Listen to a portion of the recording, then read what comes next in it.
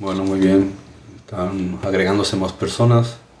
Voy a tratar un tema bastante interesante, como he dicho, sobre el tema el llamado sionismo, el tema del llamado Gran Israel, el tema, por ejemplo, de la agenda, am, ¿cómo se llamaría?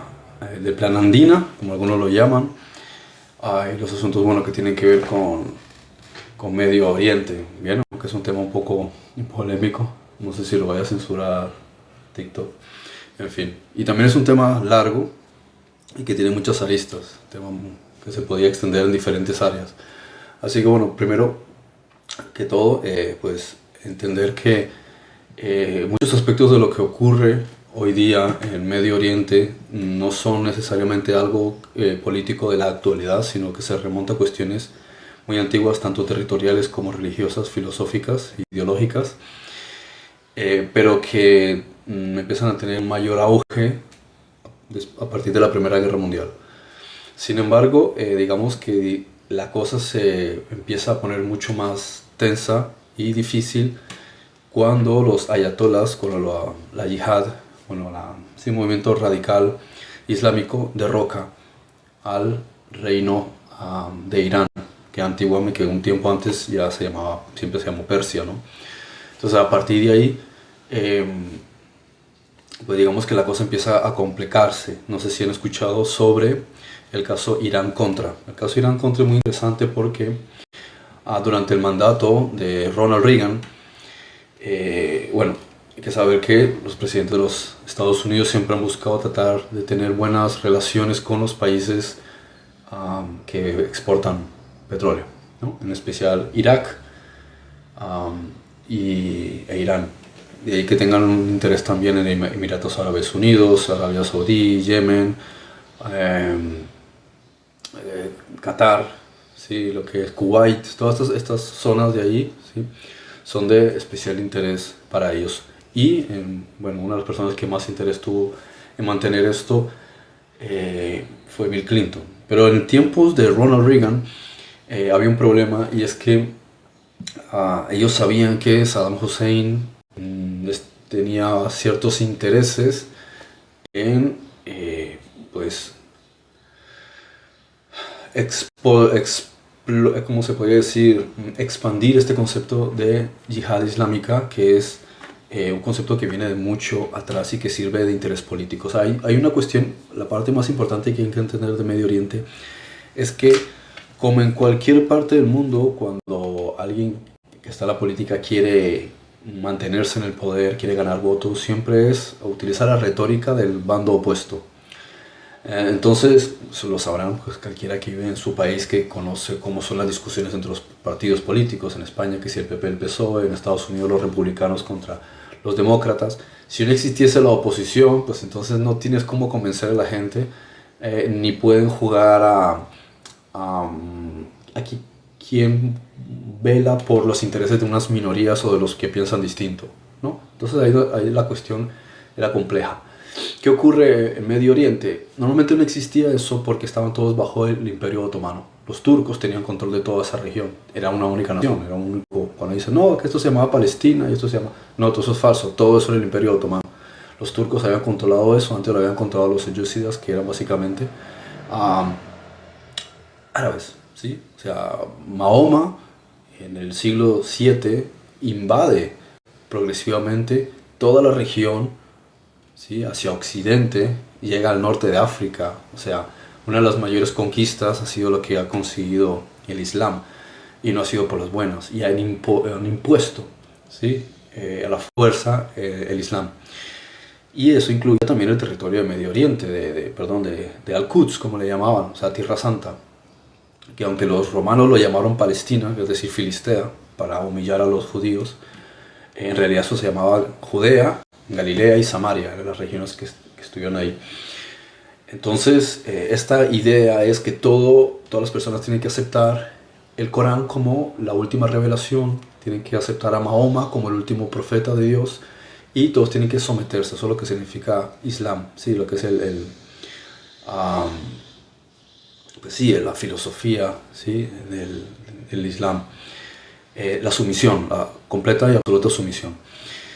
¿Qué pasa? Que esta idea es que ellos tenían que expandir todo esto hasta las columnas de Hércules, tenían que llegar hasta España. Entonces ese es el objetivo de ellos y durante mucho tiempo existe eso. De hecho ellos conquistan a España, al andaluz precisamente viene de ahí, Andalucía. ¿Sí? Ellos conquistaron eso y a medida que a ellos los echan y no pueden conquistar lo que querían conquistar, que pierden las guerras contra la hegemonía católica, el papado, no logra conquistar y dominar París.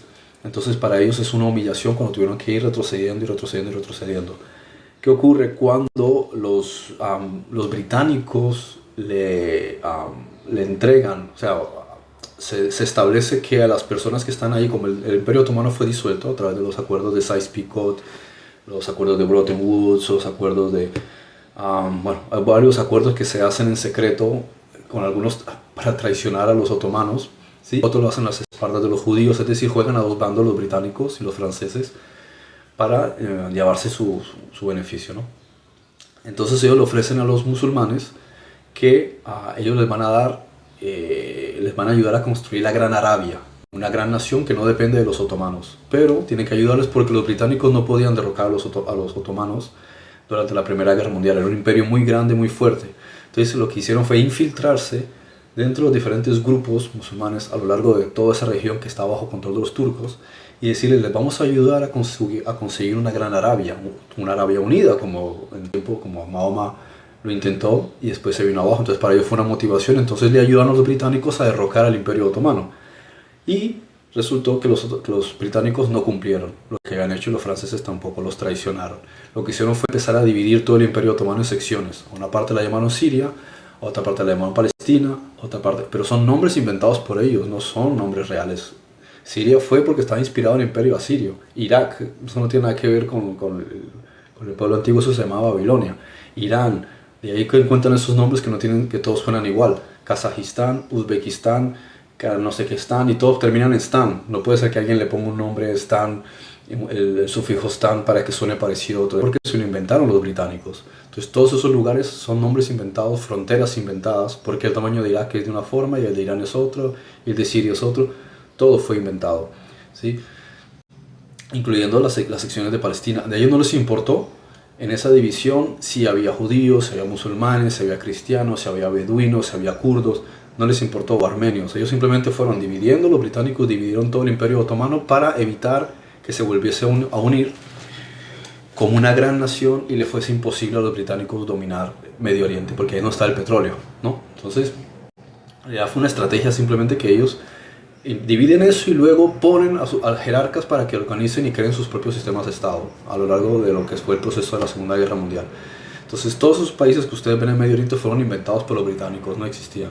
Fueron nombres que ellos simplemente los pusieron y les resultó fácil poner Palestina porque la gente conocía eso por los mapas romanos, pero la región no se llamaba Palestina, se llamaba Judea en la parte del sur, más arriba Galilea y más arriba Samaria, así es como siempre se había llamado. Los árabes lo llamaban Al-Quds, que quiere decir Tierra Santa, o lo llamaban Al-Muqaddas, ¿sí? El lugar, el Santo Santísimo, como también se llamaba en turco, es decir, no se llamaba Palestina. Bien, Palestina fue un nombre inventado por los romanos en el año 135 como humillación a los judíos porque sabían que los judíos habían estado peleando con los filisteos durante siglos. Filistea es de donde viene Palestina y Filistea está en Gaza, o sea, no tiene absolutamente nada que ver, como cuando alguien dice, no, Jesús vivió en Palestina. Imposible, Jesús nunca estuvo en Gaza, jamás. Ninguna parte que te encuentres en los evangelios dice que Jesús pisó Gaza, ¿sí? Gaza era la tierra de los filisteos, que fueron extinguidos por los babilonios en el 586 cuando Nabucodonosor II llega ahí y elimina casi a toda la población de Gaza. O sea, no quedaron filisteos. Entonces la zona estaba devastada. Los romanos llegaron ahí y ya no había filisteos. Entonces el nombre de Palestina fue un invento simplemente de humillación para que no se volviese a mencionar el nombre de Judea. Bien, pero el lugar se llamaba Judea, Galilea y Samaria. Entonces lo mismo en todas las otras regiones. Jordania, todos esos nombres son inventados, ni siquiera son nombres que tengan una fonética árabe, ¿sí? ¿Sí? No se parece en ninguno de ellos. Bien, lo que sí las regiones pequeñas, por ejemplo, lo que en algunos lugares llaman municipios o provincias, allá sí es cierto que sí lo conservaban. Por ejemplo, tú vas a Bagdad, la región al lado se sigue llamando Babilonia, siguen teniendo nombres árabes. Y lo mismo cuando vas a Judea, a Galilea, a Samaria, lo que hoy día llaman Israel-Palestina. Tú llegas ahí y hay nombres que se conservan árabes de cuando estuvo bajo el Imperio Árabe o el Imperio Otomano o Selyúcida. Así que tiene el nombre. De hecho, en muchos lugares tú vas a esa región, ¿sí? Del Medio Oriente, que está aquí en el mapa en azul y en anaranjado, y se sigue llamando Beersheba, como se llamó en los tiempos de Abraham. Hace 4000 años, Beersheba es un nombre hebreo que quiere decir los pozos. Beersheba. ¿Sí? 7 pozos, porque dice que ahí cavó Abraham su pozo. Yo estaba en Beersheba hace un par de años y he visitado uno de los pozos. ¿Sí? Y ahí está, y el pozo es literalmente el mismo pozo que construyó Abraham hace 4000 años. Y se sigue llamando Beersheba en hebreo. Y tú vas a Jerusalén y se sigue llamando como en hebreo, Yerushalayim, y así lo llamaban los árabes. Y lo mismo en Jericó, así se llamaba, lleva 9000 años llamándose Jericó. Entonces, los mismos nombres, simplemente el nombre político se le puso Palestina, y eso ha generado muchísima controversia porque no existía, cuando llega la Segunda Guerra Mundial, o ni siquiera la Primera Guerra Mundial, un país llamado Palestina, ni una bandera, ni un himno nacional, ni un idioma. Lo que había era un montón de judíos que habían vivido ahí desde el tiempo de los romanos. La mayoría de judíos no estaban porque los romanos los expulsaron de esa tierra, ¿sí? Porque estaban cansados de las revueltas que habían tenido. Los romanos y los judíos tuvieron 70 años de guerra, ¿sí? Que dirigieron los celotes contra los romanos, y los romanos estaban tan cansados que quisieron borrar de los mapas el nombre de Judea y que nadie supiese que ellos habían estado ahí. Bien, y por eso pusieron Siria Palestina, pero en realidad Palestina estaba en la costa, ¿sí? En Gaza. No tienen absolutamente nada que ver con esta tierra que antes de los israelitas se llamaba era Canaán. O sea, pudo haber llamado Canaán a la región, pero puso Filistea para joder a los judíos, porque sabían que habían sido sus principales enemigos, ¿sí? Los filisteos. Goliat, por ejemplo, era filisteo. ¿Okay? Entonces, ese es uno de los puntos importantes que se salta, que muchas personas no comprenden. Cuando después viene la primera aliyá, la segunda aliyá, la tercera aliyá, como 6 olas de judíos que empiezan a regresar y empiezan a comprar tierras, empiezan a convivir con árabes, con judíos que ya estaban ahí, con beduinos, había muchísimos beduinos, drusos, cristianos, principalmente católicos. Esa gente llevaba siglos viviendo ahí desde las cruzadas. ¿Bien? Entonces no era un país de una única persona, ellos habían estado bajo dominio otomano. Y luego había comunidades de judíos, de árabes, y convivían, compartían mercados, hablaban idiomas, se entendían en ciertos dialectos, ¿sí? Los que hablaban hebreo no necesariamente, pero árabe sí hablaban porque era un idioma común. Bien, incluso si había católicos que habían venido de Europa y se que iban a vivir ahí, lógicamente iban a aprender el árabe porque era el idioma común, o el turco, ¿sí? Que había sido el idioma predominante durante siglos, porque los otomanos fueron los que más tiempo estuvieron ahí. Entonces era una provincia, una región otomana, ¿vale? Ahora, ¿qué ocurre? Después de la Segunda Guerra Mundial, cuando se organizan estos países falsos, bueno, después de la Primera Guerra Mundial, ¿sí? Todos estos países falsos de Medio Oriente, que no se llaman así, ya establecen sus propios gobiernos, empiezan ahora a pelearse entre ellos. Entonces, la cuestión es, ¿quiénes van a legitimar el poder en Siria? ¿Quiénes van a legitimar el poder en Irak? ¿Quiénes van a legitimar el poder en Jordania? En Jordania, pues, está el rey ¿cómo se dice? La dinastía Hashemita, ¿sí? Que es una de las dinastías más poderosas del mundo, como abajo ¿cómo se dice? En la costa de Arabia Saudí, que está la otra monarquía, una de las más poderosas también del mundo. Pero en general, muchos de estos habían sido califatos árabes que fueron destruidos. Entonces ya no estaban estos califatos, ellos quieren reestructurarlos, pero empiezan a pelear entre ellos a ver quién se va a quedar con el poder. Y empiezan a luchar, ¿sí? Empieza a haber una guerra entre ellos y las divisiones. Y esto fue el plan perfecto que había querido tener los británicos. Así se ahorraron, porque esta es la frase típica de divide y vencerás.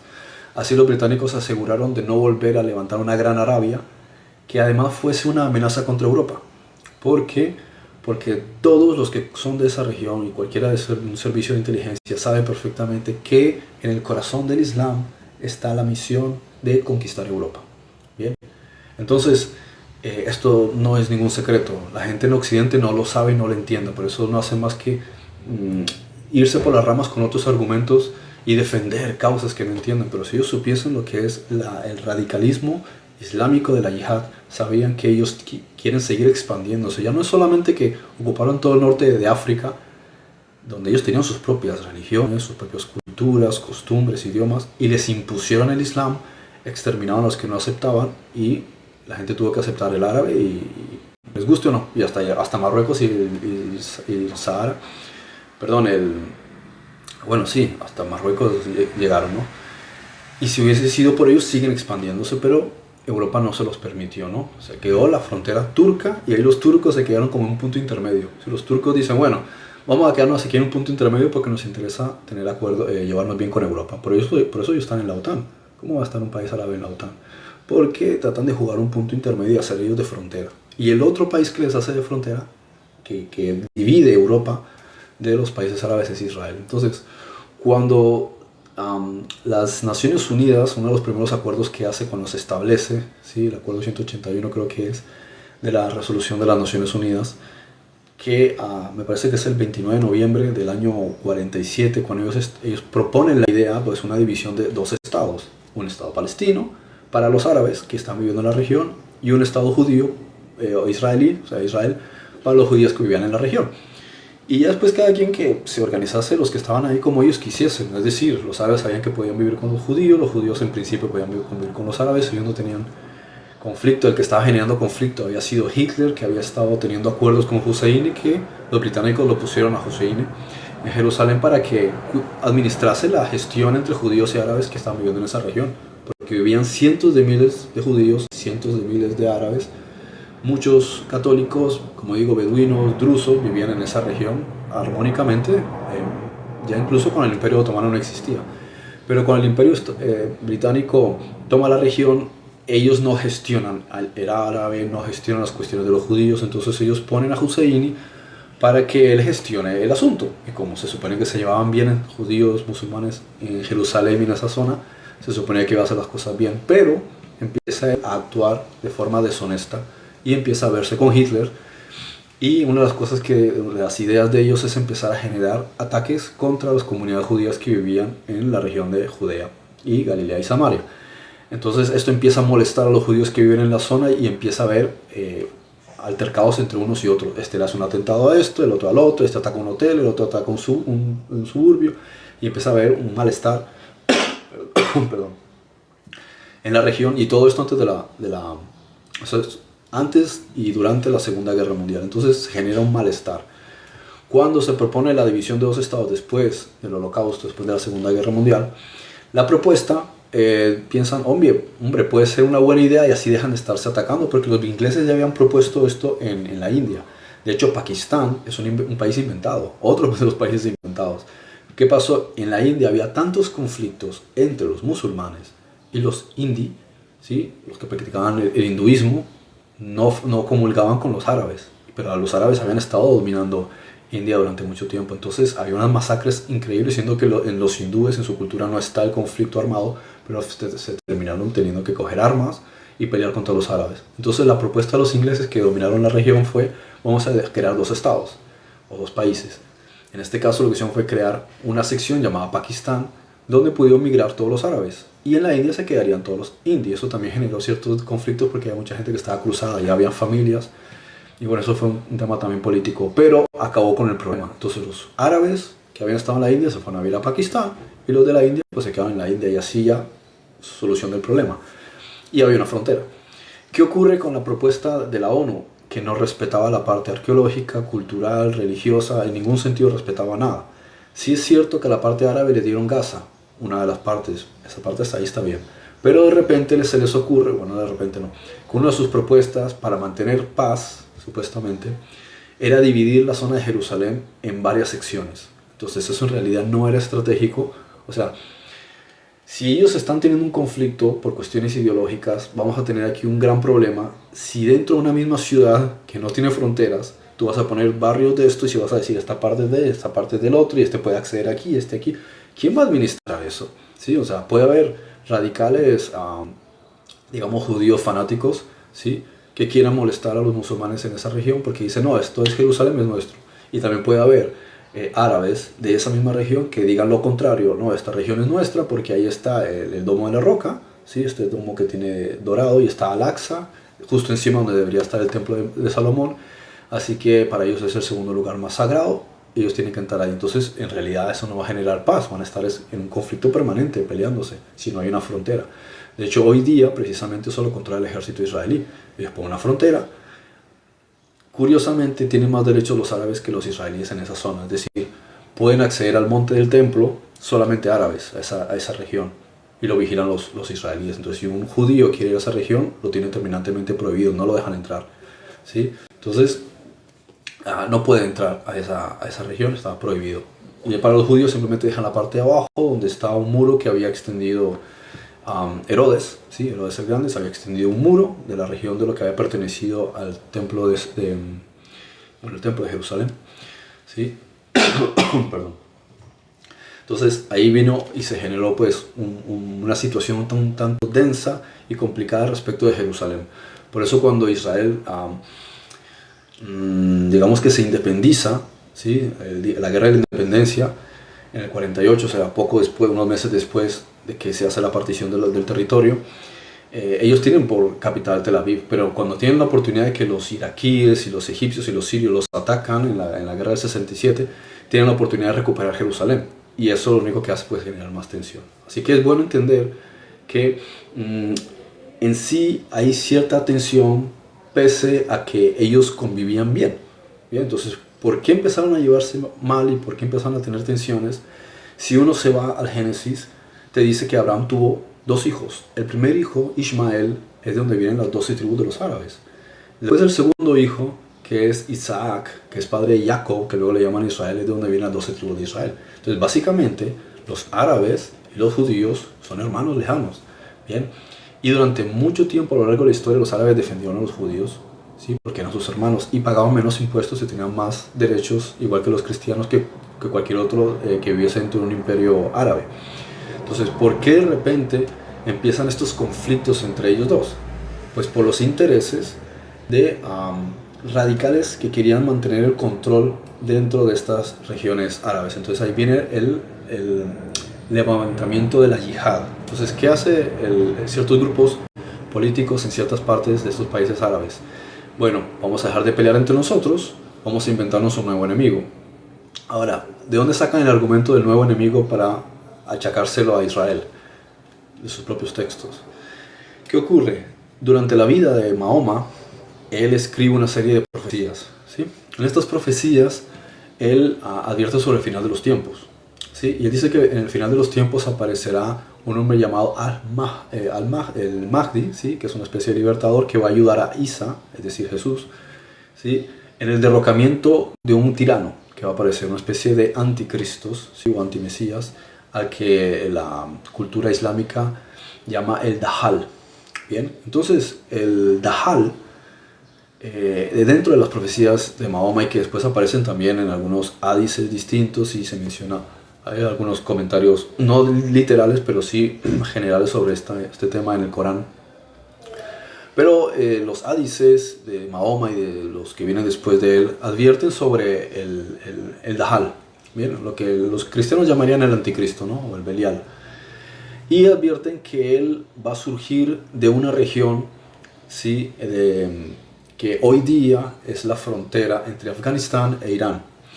Y dice que surgiría de un grupo de personas que iban a estar en Persia. O sea, si uno se va a la geografía actual, básicamente, según Mahoma, el anticristo aparece en Irán, ¿sí? Surge de un grupo en Irán y él llega a Israel y controla la parte política. La cuestión es que en el tiempo de Mahoma Israel no existía como tal.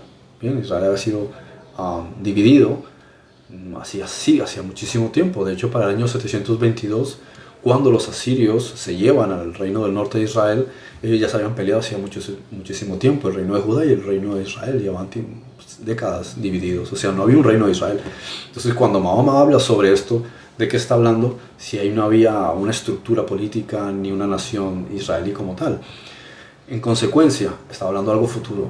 Cuando los judíos regresan a su tierra y se establece el Estado de Israel, ahí encuentran el argumento perfecto, los radicales de la yihad, para decir, ahí está el enemigo, ¿sí? Ahí está el enemigo. Lo que todos omiten y no comentan es precisamente que Mahoma había dicho que el anticristo iba a surgir de Irán. Y es lo mismo que estaba diciendo también Mahoma y los otros hadices del Islam, y eso lo pueden estudiar porque siempre hay gente escéptica que critica por criticar, ¿no? Pero es importante entender que lo pueden averiguar, porque eso es uno de los problemas también que existen. La gente critica muchos temas o habla de muchas cosas, pero en realidad no investiga los argumentos, ¿sí? No saben lo que realmente es el Islam radical, no conocen de qué se trata realmente lo de la yihad y siguen es modas. Bien, entonces es bueno que conozcan y sepan realmente, porque esto lo saben quienes simplemente hacen una pequeña búsqueda, una pequeña investigación sobre cuál es el origen realmente de los movimientos anti-Israel. O sea, ¿por qué atacan a Israel? ¿Por qué atacan el concepto de Zion? Es decir, Zion es donde estaba el monte del templo, ¿sí? En Jerusalén. De ahí viene el sionismo de Zion, ¿no? Entonces, este es el punto importante de Irán.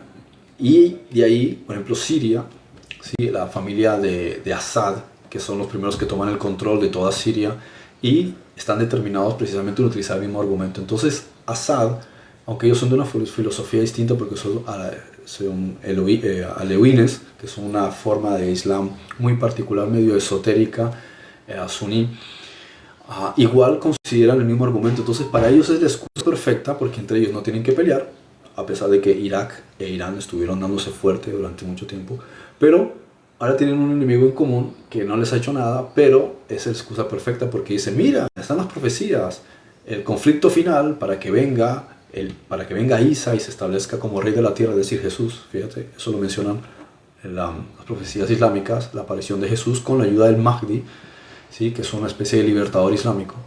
Y ellos van a luchar contra el Dajjal que se va a imponer en Israel. Pero él surge en Irán, ¿sí?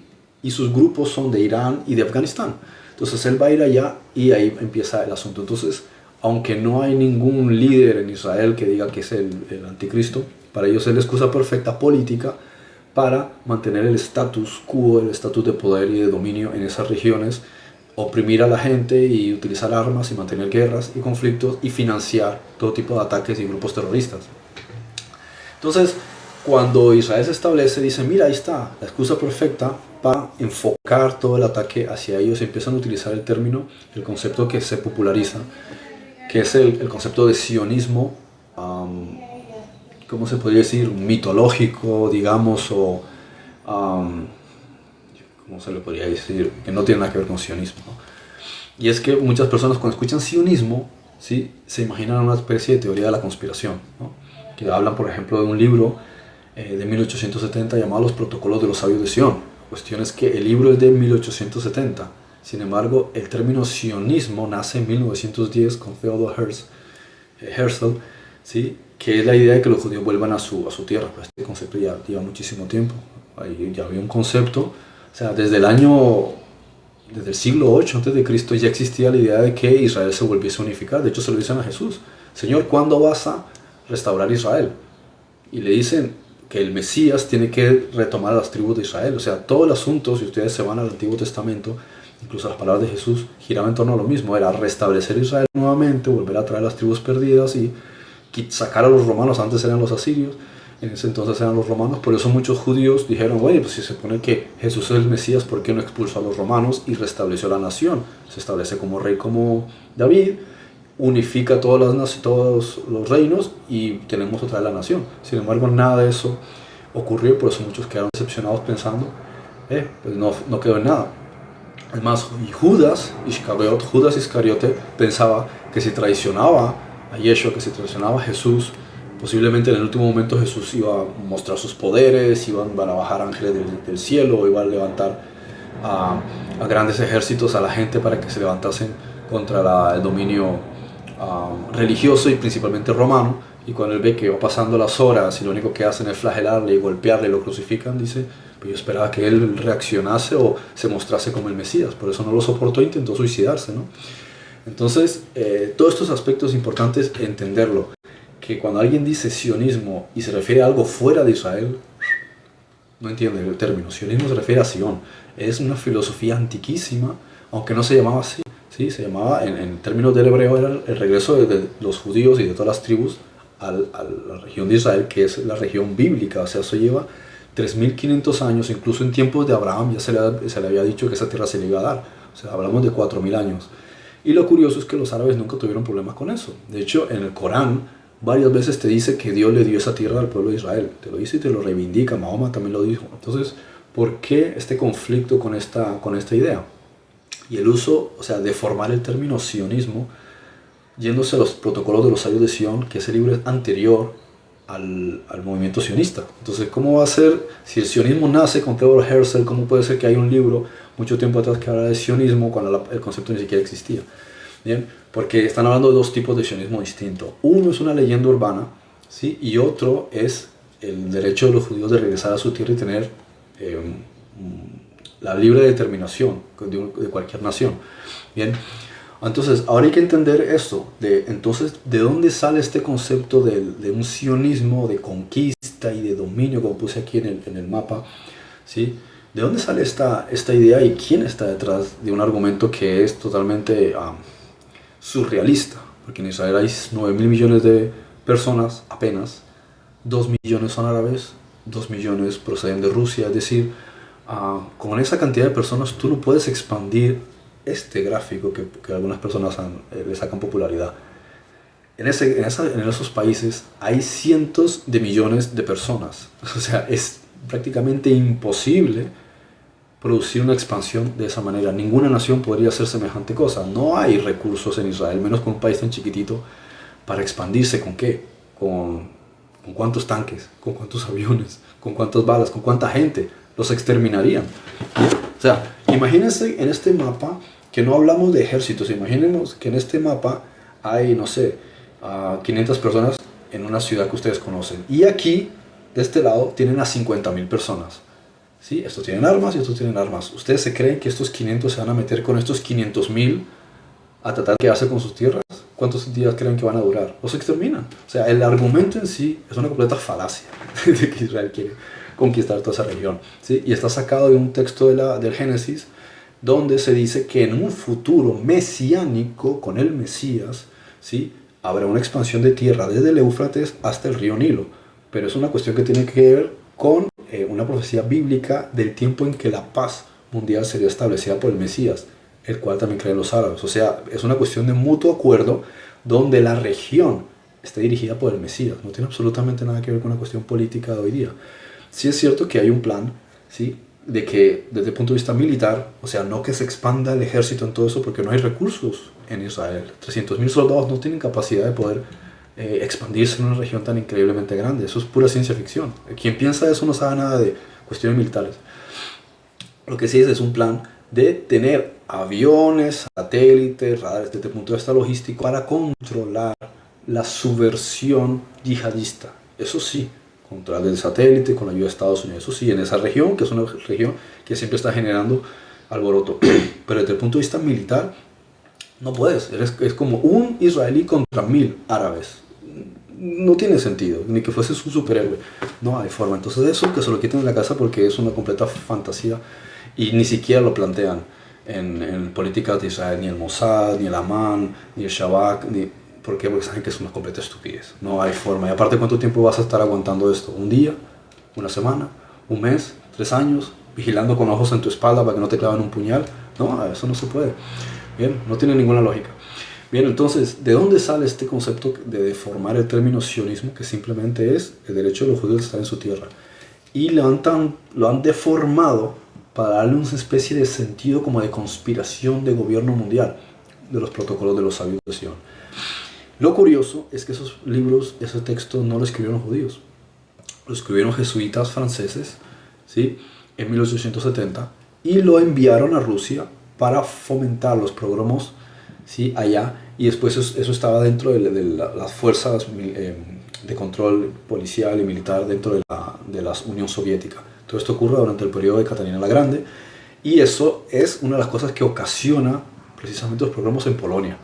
Entonces, toda esta cuestión del ataque contra los judíos en Europa del Este viene precisamente utilizando este argumento de que supuestamente unos judíos habían planeado, pero el argumento cae por su propio peso primero, porque se demuestra tiempo después de que había copiado cosas de Macario de Montesquieu, ¿sí?, un manuscrito antiguo que era una retórica, o sea, fue una copia de otro libro.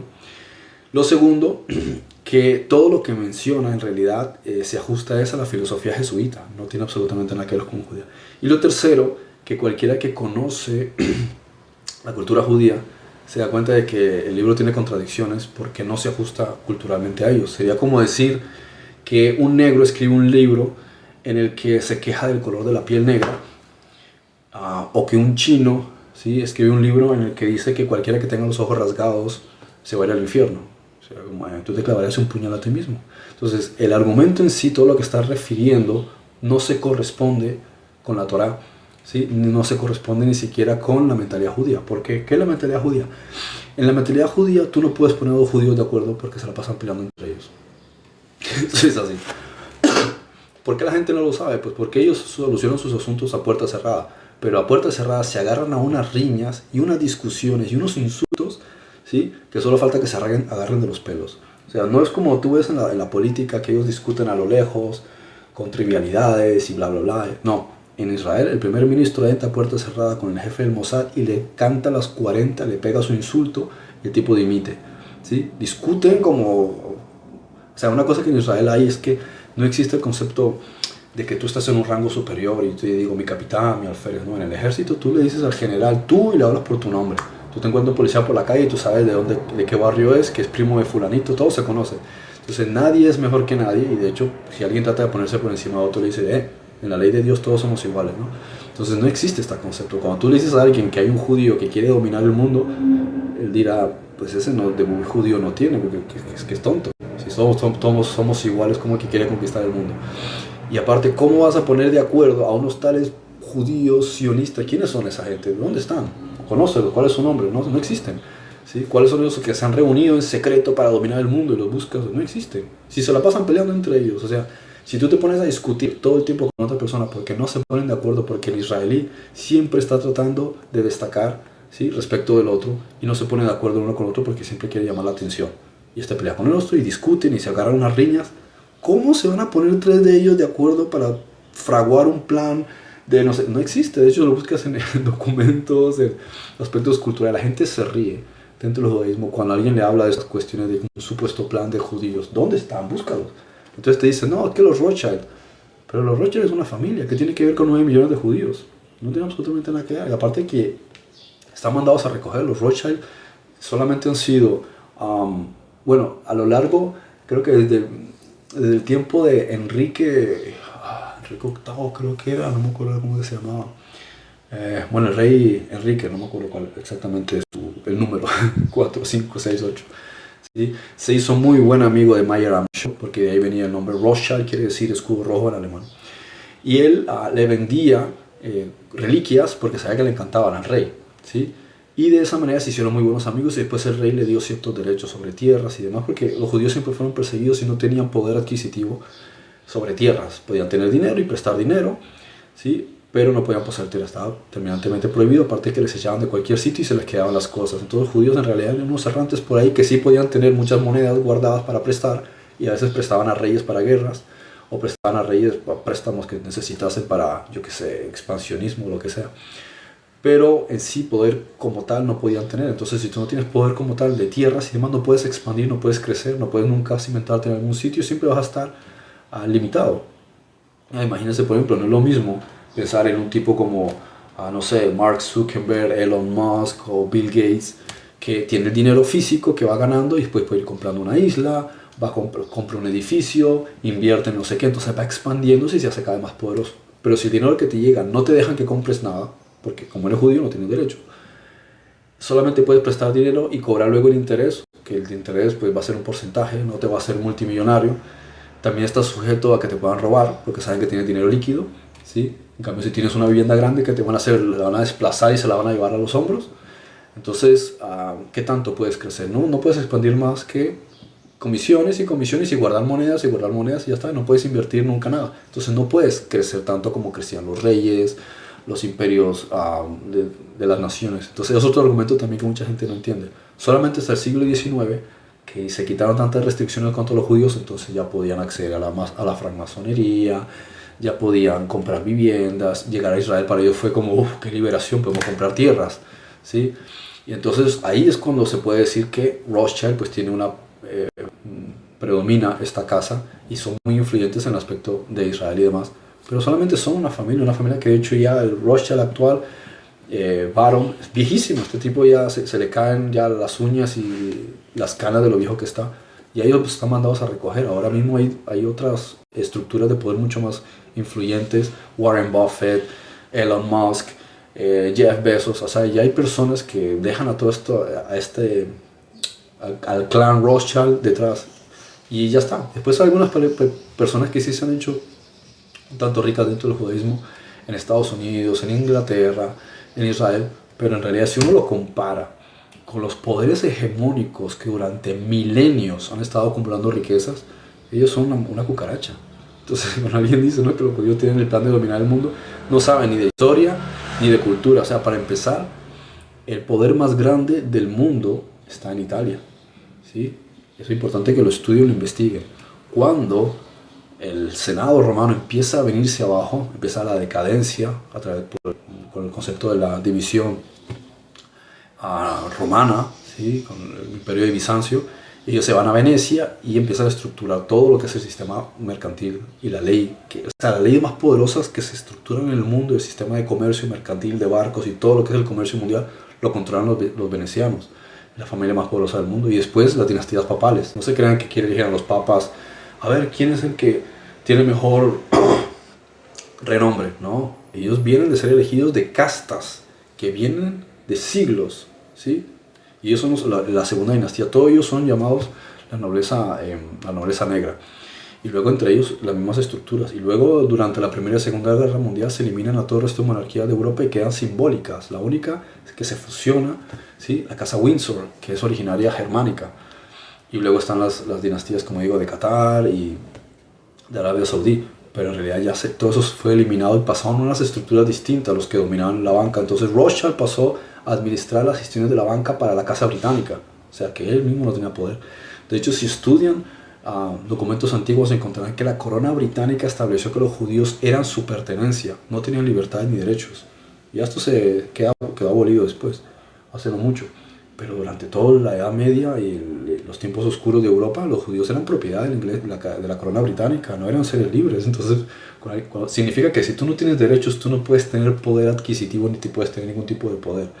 Bien, aclaro esto para que se entienda también todas estas leyendas urbanas que la gente inventa sobre los judíos y el sionismo y el control mundial. Eso es una fábula, ¿sí? En Israel nadie anda pensando en esas cosas, ni hay judíos que les interesa ningún tipo de estos conceptos porque son totalmente ridículos.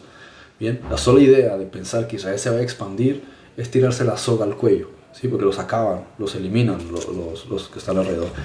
Eso sí, no quiere decir, vamos a ser objetivos, que no haya radicales, así como hay en el Islam, o hay en el catolicismo, o hay en cualquier religión, no haya también en el judaísmo. Hay grupos dentro de los Haredim, lo que llaman ultraortodoxos, y algunos dentro de la ortodoxia, ¿sí?, los ortodoxos, que sí son bastante radicales, que sí quieren que toda Judea la recupere Israel.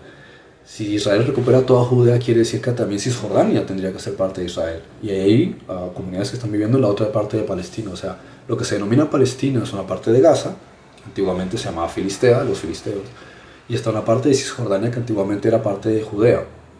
Sin embargo, esta parte de aquí hay muchos radicales en el judaísmo, incluso algunos israelíes que también son radicales, que quieren que eso sea parte también de Israel. Entonces, esa gente lógicamente genera problemas. ¿Por qué? Porque obliga después a tener que mediar al gobierno en disputas entre colonos, porque esta gente quiere quedarse con unas tierras que al final no se las van a dar a ellos. O sea, suponiendo el caso de que estas tierras se las quedase Israel, ¿por qué te las iban a dar a ti? Se las queda el Estado. ¿Por qué te las van a dar a ti? Porque les caes bien. ¿Okay? Entonces sí es cierto que hay radicalismo en todas partes. Bien, yo estaba en Israel, estaba en Grecia y he visto radicalismo islámico. Y también hay gente que es radical, pero es decir, no representan a toda la gente. Los musulmanes de por sí no son personas violentas, no son personas que quieren imponerte su religión, no son personas que están pensando en conquistar. Y lo mismo es con los judíos y los israelíes, muchísimo menos. Es decir, vamos a comparar religiones. Si tú miras en el judaísmo, es decir, las leyes de Moisés y todo este asunto, nunca estuvo establecido conquistar otras naciones. Siempre estuvo el respeto hacia la vida. De hecho, en las políticas, en la religión judía, está el derecho a la vida y el respeto a la vida. Ahí te lo dice, lo vas a encontrar en la ley de Moisés, en todas las demás normativas de la Torá. Y te dice incluso que si viven contigo otros, sean árabes, cristianos, los tienes que respetar, que dice textualmente, porque tú fuiste extranjero en la tierra de Egipto. Así que tratarás bien al extranjero que more dentro de tus fronteras. No lo oprimirás ni serás duro con él. Ahí te lo está diciendo literalmente, dice la filosofía, porque el judaísmo parte de la halajá y la halajá parte de la Torá. Algunos dicen, no, del Talmud. El Talmud es un libro de debates y discusiones. Plantean cosas exageradas para ver cómo las resolverían, pero no es un sistema ¿cómo se dice?, de política del judaísmo, ¿sí? Y que hay que saber que el judaísmo hablo de la religión, no hablo del Estado. El Estado es otra cosa. Una cosa es el Estado, otra cosa es la religión. Entonces, si comparamos el judaísmo en ese sentido, pues el judaísmo es más bien como hermético. Ellos se cierran en sus ideas y no les interesa lo que ocurre fuera. En cambio, la filosofía del Islam es expandir. Y expandir a las malas si hace falta. Entonces, si comparamos las dos religiones, lógico que el Mossad se ha rebanado los sesos desde los años 60 en anticiparse a cosas que pudiesen ocurrir, que resulta que en la mayoría de los casos sí eran ciertas. Lo que pasa es que ustedes no se enteran por qué, porque el 90% de las cosas ellos las frenan antes de que ocurran. Por ejemplo, la cantidad de veces en las que el Mossad le ha filtrado información a otros países, a los alemanes, a los españoles, incluso en Latinoamérica, a los ingleses, a Estados Unidos, a los chinos, bien, a los rusos, a los sudafricanos, en Nairobi también. O sea, el Mossad desde los años 60 ha estado pasando información sobre operativos terroristas que se han frenado al final. Aquí en España muchísimas veces, al final se han echado los méritos la Guardia Civil y la Policía Nacional, pero en realidad fue porque el acuerdo fue con el Mossad, fue eso. El Mossad le decía, hay unos grupos terroristas que van a entrar, van a soltar una bomba, van a matar a tantas personas. Lo único que queremos es que después tengan en cuenta este favor que nosotros les hacemos.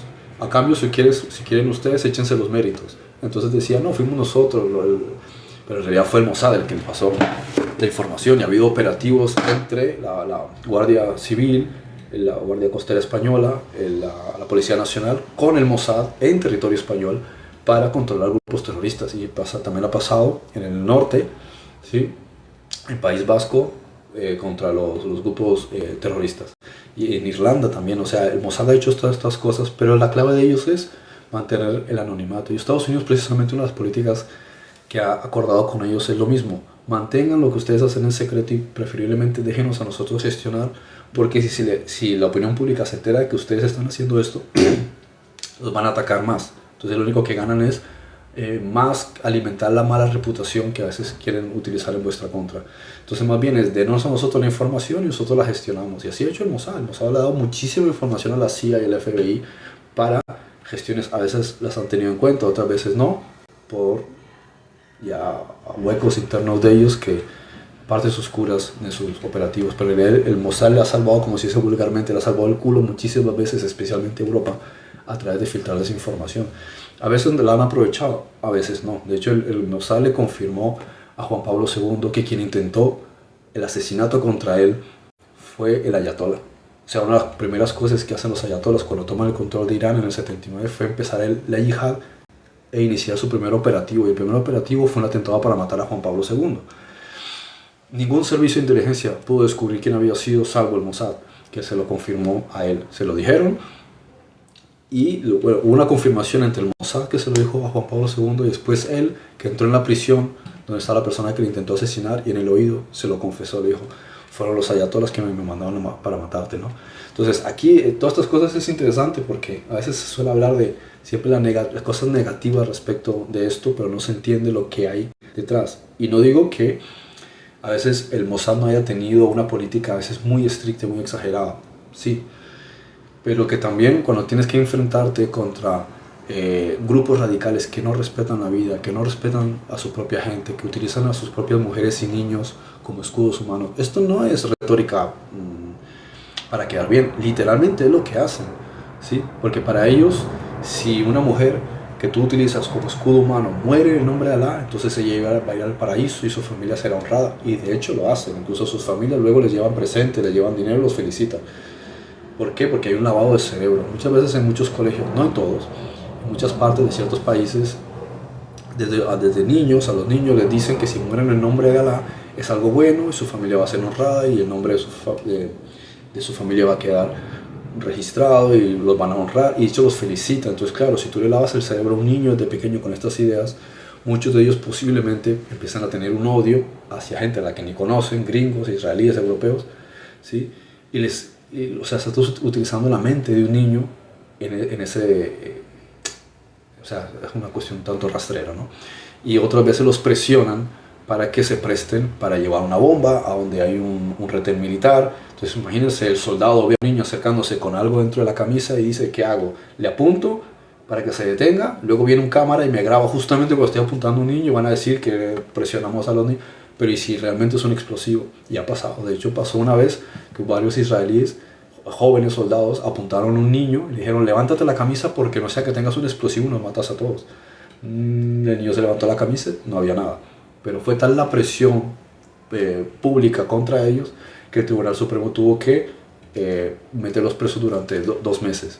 ¿Por qué? Por apuntar a un niño. ¿Por qué? Porque a veces con tal de quedar bien con la opinión internacional, mejor ustedes quédense en prisión. No vamos a tratarlos muy mal en prisión, pero estuvieron en el momento, es decir, te toca estar en el momento que no tienes que estar. Otras veces sí ha sido muy cierto, de hecho conozco personas cercanas que han tenido que desmantelar armamento, explosivos, que incluso estaban metidos dentro de una sandía, que incluso tuvieron que tener un terrorista, donde había cientos de personas, judíos, cristianos, turistas, árabes, palestinos, todo. Les importa un bledo, porque si muere un árabe que esté aquí, es en honor de Alá. ¿Qué tiene que ver Alá con tu mentalidad de querer destruir a todo el mundo, ¿no? Y bueno, eso haciendo un resumen así para que se entienda un poco cómo funciona esto, que es bueno no satanizar a todo el mundo, tampoco ser muy light con cosas que sí es efectivamente hay radicalismo, pero normalmente el radicalismo suele ser más de ciertos grupos yihadistas. ¿Por qué? Porque les siembran esto desde niños en el corazón, mientras cuando tú vas a Israel lo que te siembran es conciencia. A mí me llamaba mucho la atención una ocasión que en la secundaria, que yo jugaba con una navaja suiza, ¿sí? Estaba molestándome las uñas y pelando, y me la llevé al colegio. Y el profesor me dice, Goodman, déjeme lo que lleva en la mano. Pensé, ya está, problema, van a llamar a mis padres, yo qué sé qué. Pero yo venía de haber estado estudiando en Estados Unidos, donde esas cosas habían llamado a la policía si te ven con una navaja dentro del instituto. Y pensé, vaya lío en el que me voy a meter. Y me dice, aquí tiene la navaja, cuando termine la clase la vas a encontrar en la oficina del director, en una gaveta abajo a la derecha. Pensé, me van a tender una trampa. Se terminó la hora de escuela, fui a la oficina del director, toco la puerta, no había nadie, entro, miro a la izquierda, a la derecha, pensé, por aquí hay una cámara escondida, voy al sitio donde me dijo y ahí estaba la cámara, la navaja, ¿vale? Me quedé pensando, bueno, en estos días viene un parte, van a llamar a mis padres, nadie me dijo nada, nadie me comentó nada. Me dejó bastante sorprendido porque venía de otra filosofía en Estados Unidos donde incluso hay hay vehículos de la policía que patrullan alrededor de los institutos. Y hay policías que entran a veces para gestionar y vigilar los institutos, hay vigilancia y seguridad. Entonces para mí fue muy sorprendente que simplemente actuara así. Y después me pasaba muchas veces, a veces en un centro comercial, el típico comportamiento del israelí es que te dice, ¿a ti te parece lógico que con la edad que tienes no actúes con conciencia con esto? Y uno se siente, vale, allá lo que hacen es que te regañan. Si haces algo, cuando te subes en un autobús y haces algo incorrecto, toda la gente te mira y te dice, pero ¿por qué no piensas con coherencia? Entonces, comparas eso, ¿sí? Con otras filosofías de otros países. Cuando alguien dice, es que los israelíes son tal... Digo, si tú supieses que ellos piensan es con la coherencia, o sea, pensar que andan matando niños, no sabes lo que estás diciendo. O sea, eso no tiene absolutamente nada que ver con la filosofía y la mentalidad de ellos. Ellos están acostumbrados, tú vas a Israel y son, como digo, 2 millones de árabes viviendo entre ellos, 2 millones de rusos de los 9 millones, ¿sí? Comparten religión, tú vas por ahí y escuchas a este hablando árabe, este hablando ucraniano, el otro hablando húngaro, el otro hablando inglés. Ves a un niño aquí que es árabe en el parque con sus cosas y la mujer con su burka y al lado está el judío con su kipá conversando. Este está hablando en árabe, este está en hebreo, cada quien está haciendo lo suyo. No están peleando, no están... Y dices, y luego los noticieros te presentan otra versión de que se están jalando de los pelos, de que se quieren matar. Los árabes que vienen a Israel están contentos, tienen seguridad social, tienen empleo, tienen buenas ayudas del Estado, tienen libertad para poder subir a cualquier cargo que ellos quieran. Sin embargo, un judío en un país árabe lo tiene bastante jodido, bastante jodido, ¿sí? Hay países donde literalmente han tenido que irse porque no pueden vivir ahí, Luego hay otros como en Marruecos que sí prefieren vivir ahí, pero muchos se fueron para Israel.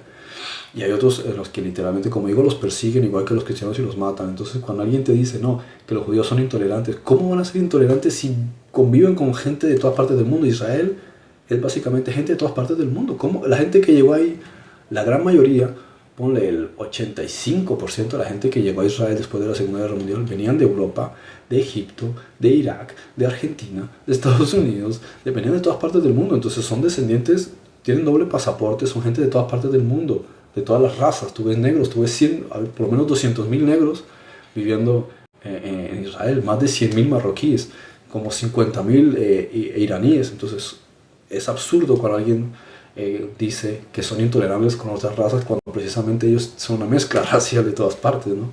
Así que bueno, espero que les haya servido este live a algunas personas que como no han viajado a Medio Oriente y no conocen, ¿sí? hace falta un poquito como que te hagan despertar, ¿sí? Yo le invito a la gente que viaje, conozca y se den cuenta de que los noticieros no tienen fama de estar diciendo la verdad.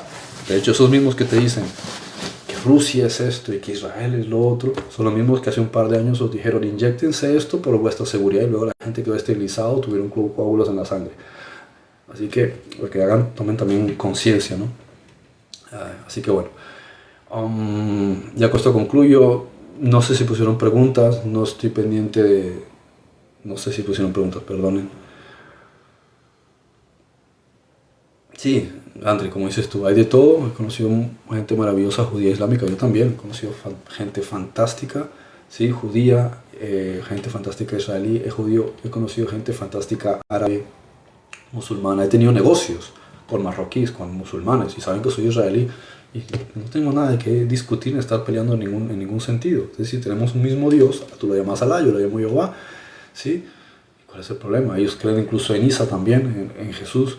Entonces, ¿por qué habría que tener discrepancias? He convivido, a veces he vivido en el mismo lugar con argelinos, en Israel estudié con palestinos, con egipcios, con argelinos, sí, en Grecia también estudié con musulmanes. Es decir, no, ¿cuál es el asunto? El asunto es que si uno le presta atención a los noticieros, hay que entender que los noticieros pertenecen a una cadena de noticias, y la cadena de noticias es financiada por X grupos, y esos grupos tienen unos intereses. Entonces, si no entiendes, como en inglés en Estados Unidos, por ejemplo, hay una cosa muy interesante. Cuando empiezas una investigación, lo primero que te dicen es follow the money, ¿sí? ¿Quieres saber quién está detrás de algo? Sigue el dinero. Y lo mismo pasa con los medios de comunicación. Si ustedes, los noticieros, os dicen algo, investiguen quién está financiando.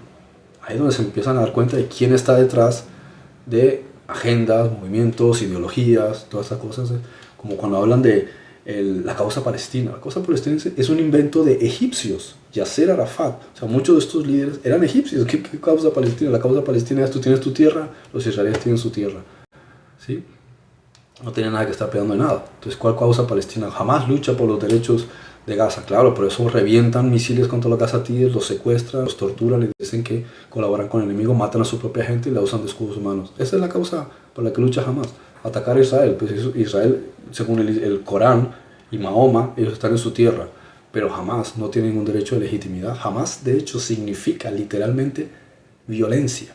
Entonces, si tú creas un grupo que en vez de llamarse reivindicar derecho o libertad, sino que se llama violencia, quiere decir que tú te fundaste con el objetivo de ser violento. Irán lo mismo. Irán, el gobierno ayatollah, ellos han dicho queremos destruir Israel. Ellos no han dicho queremos luchar por los bienes de... No, porque si no ellos ayudarían. Los que han ayudado principalmente a Gaza, ¿sí? Durante años ha sido el gobierno israelí. Les han mandado agua, les han puesto cables de electricidad, les han puesto tuberías, les han enviado comida, suministros. ¿Y qué pasa? Cuando llega ahí, coge Hamas y se lo roba. Y se los quita. Les ponen electricidad y se la cortan. Entonces, ¿quién es el que realmente está luchando por ello? Y luego dicen, no, es que son los opresores. Claro, los opresores, quienes jamás cogen. Si, por ejemplo, una cosa que ocurre en Gaza, si a una persona que está en Gaza llega Hamas y los coaccionan, ellos mandan un WhatsApp y dicen, estamos cansados de esto, estamos agotados. Y se enteran nosotros de que mandaron un WhatsApp, o le cogen el teléfono y dicen, mandas tú un WhatsApp quejándote de nosotros. Eres colaborador del enemigo. Cogen, lo meten en un búnker, no vuelven a verlo nunca más. Primero lo torturan hasta que le sacan una confesión de que trabaja para el gobierno israelí, aunque no sea verdad, y luego lo matan y lo meten en una cuneta. Y dicen que esa persona murió porque lo mataron las fuerzas de defensa israelíes. Pues es lo que hacen. Todas esas cifras que ellos dicen que murieron en Gaza, en realidad gran mayoría son asesinados por Hamas. Entonces es un juego de estructuras que ellos utilizan de manipulación. Y eso pasa constantemente. Muchas cosas que hace el propio Israel es mandar panfletos, ¿sí?, en árabe, escrito, avisando que van a hacer un operativo para que se vayan de ahí. Entonces, mandan un operativo, cogen los gazatíes, ok, nos han avisado que van a venir, vámonos de aquí porque van a disparar, van a atacar a un grupo. Y cuando están saliendo de la zona, los están esperando, los grupos de Hamas los encañonan y les dicen, no, regrésense, porque ustedes son nuestros escudos humanos. Y si ustedes mueren, mueren en nombre de Alá. Entonces, este es el juego de psicología que mucha gente no conoce porque no está en esa región y no sabe cómo funciona. Se cree que Hamas son los libertadores. Son personas increíblemente crueles, que no respetan la vida, que no respetan a su propia gente, que no les importa nada. Ellos han lanzado 2000 misiles contra Israel que han fallado y han caído en las casas de los gazatíes matando a miles de personas. No les importa, ¿sí? No les importa la vida. Incluso manipulan las cifras de las muertes como pasaba con el COVID, ¿sí? Lo mismo. Han muerto, por ejemplo, 20.000 personas han muerto en los últimos en los últimos 2 años y medio. ¿Qué hacen? Obligan al sistema de registro de los hospitales a notificar las muertes, no como vejez, cáncer, no, fueron asesinados por Israel. Entonces, claro, cuando llegan los noticieros, se jactan de toda esta información, que es mentira, para decir que Israel hizo eso. No, Israel hizo operativos donde mató a 13.000 terroristas y evitó toda baja civil, porque ellos lo estudian, cada bala tiene que ser contabilizada, y mira, les cae un problema enorme a un general donde haya muertes civiles por parte del Tribunal Supremo de Israel. No les perdonan una. ¿Por qué? Porque saben que por un lado la opinión internacional les arranca los pelos por cada cosa que sale mal por parte de... Entonces le exigen muchísimo al Mossad, le exigen muchísimo incluso al Shin Bet, le exigen muchísimo al Amán, que es el Servicio de Inteligencia Militar. No pueden darse el lujo de cometer fallos, mucho menos de que haya bajas civiles. Entonces cuando alguien te dice, no, anda matando niños, y estás loco, eso no, así no funcionan. Ellos no pueden permitirse eso, aparte de que por qué van a estar matando gente que no tiene absolutamente nada que ver con el conflicto.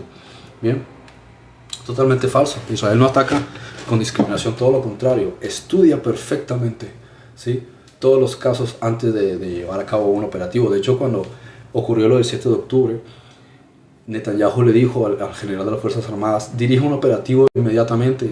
El general le dijo, yo no voy a dirigir ningún operativo porque hay un montón de civiles, ¿sí? No podemos tenemos que estudiar bien el operativo. ¿Qué hizo Netanyahu? ¿Cómo se dice? Lo obligó a dimitir, ¿sí? Lo echó. Bien, y puso a otra persona. Entonces hay muchas discusiones y muchos conflictos entre ellos, ¿sí?, sobre las gestiones, y no es fácil gestionar todo eso. Bueno, en fin, es un tema, no debería de estar haciendo ese tipo de comentarios, ¿sí? Yo te invito a que investigues, ¿sí?, y que si tú vas a decir que Israel es un estado de genocidio, primero me demuestres cuántas personas han muerto en Gaza en los últimos 2 años y medio. 37.000 personas. De esas 37.000 personas, 13.000 fueron terroristas. Eso nos deja con unas 24.000 personas. De esas 24.000 personas, 20.000 aproximadamente han sido muertes por causas naturales, porque la gente sigue muriendo. 2 millones de personas en Gaza, según las estadísticas internacionales, es aproximadamente la muerte de unas entre 17.000 y 20.000 personas. Entonces, ¿dónde está el genocidio? Personas que han muerto, simplemente los notifican, igual que hacían con el COVID. Tienes gripe, te notifican como COVID. Lo mismo hace Hamas.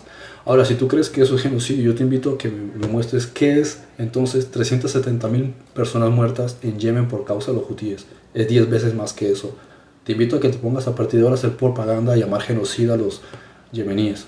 O 500.000 personas muertas en Siria. Eso no es genocidio. 50.000 personas mató el grupo Ayatollah con su gente, a gente que estaba protestando en contra del régimen. Eso es muchísimo más que en Gaza. Y eso no es genocidio entonces. O sea, es genocidio que haya muerto 4.000 personas aproximadamente, que seguro que las mató Hamas lanzando sus misiles que fallan y caen encima de la gente. ¿Dónde está entonces el genocidio? Pero si no es genocidio, entonces lo de Yemen, lo de Siria o la gente en Afganistán. ¿O sabes que hay 1 millón de personas en Bangladesh que están desplazadas? ¿Dónde están? Te invito a que a partir de ahora hagas publicidad metiéndote contra Bangladesh, contra Yemen, contra todas esas regiones. Si no, eres un completo hipócrita, porque hablas de gente a la que ni siquiera conoces. Bien. Bueno, espero que tengan una buena noche y que vaya todo muy bien, ¿de acuerdo? Me despido, ya se hizo un poquito largo el live. Un abrazo para todos y bendiciones. Gracias por participar en el live.